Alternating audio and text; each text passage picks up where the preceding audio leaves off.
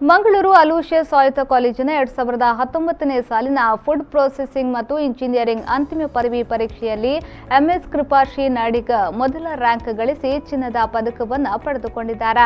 Aloysius ಕಾಲೇಜಿನಲ್ಲಿ ನಡೆದ ಪದವಿ ಪ್ರದಾನ ಸರಳ ಸಮಾರಂಭದಲ್ಲಿ ಚಿನ್ನದ ಪದಕವನ್ನು ಸ್ವೀಕರಿಸಿದರು. ಮಂಗಳೂರಿನ ವಮಂಜೂರಿನ ಸಂತ ಜೋಸೆಫ್ ಇಂಜಿನಿಯರಿಂಗ್ ಕಾಲೇಜಿನ ಪ್ರಾಂಶುಪಾಲ ಡಾಕ್ಟರ್ ರಿಯೋ ಡಿಸೋಸಾ ಪದವಿ ಪ್ರದಾನವನ್ನು ನೆರವೇರಿಸಿದರು. ಅಲೋಸಿಯಸ್ ಕಾಲೇಜಿನ rector reverend father Melvin Joseph Pinto ಅಧ್ಯಕ್ಷತೆಯನ್ನ ವಹಿಸಿದ್ರು. ಕಾಲೇಜಿನ ಪ್ರಾಂಶುಪಾಲ doctor Praveen Martis, registrar doctor Alvin D'Souza, ಸಂಯೋಜಕ ಪ್ರೇಮಲತಾ ಶೆಟ್ಟಿ ಹಾಜರಿದ್ದರು. ಸುಮಾರು 60 ಮಂದಿ ಪದವಿ ಸ್ವೀಕರಿಸಿದ್ರು. ಮೊದಲ ರ್ಯಾಂಕ್ ಪಡೆದ ಕೃಪಾಶ್ರೀ ಮೂಲತಃ ಸಾಗರ ನಿವಾಸಿ. ಬೆಂಗಳೂರಿನ ನ್ಯಾಯವಾದಿ ಎಸ್ಆರ್ ಶ್ರೀನಿವಾಸ ರಾವ್ ಮತ್ತು ಗೀತಾ ಶ್ರೀನಿವಾಸ್ ದಂಪತಿಯ ಪುತ್ರಿ. ಕೃಪಾಶ್ರೀ ಎಸ್ಎಸ್ಎಲ್ಸಿಯಲ್ಲಿ ರಾಜ್ಯಕ್ಕೆ 15ನೇ ಸ್ಥಾನವನ್ನು ಪಡೆದಿದ್ರು. ಪ್ರಸ್ತುತ ಕೃಪಾಶ್ರೀ ಅವರು ಫುಡ್ ಟೆಕ್ನಾಲಜಿಯಲ್ಲಿ ದಾವಣಗೆರೆ ಇಂಜಿನಿಯರಿಂಗ್ ಕಾಲೇಜಿನಲ್ಲಿ ದ್ವಿತೀಯ ವರ್ಷದಲ್ಲಿ ವ್ಯಾಸಂಗ ಮಾಡುತ್ತಿದ್ದಾರೆ.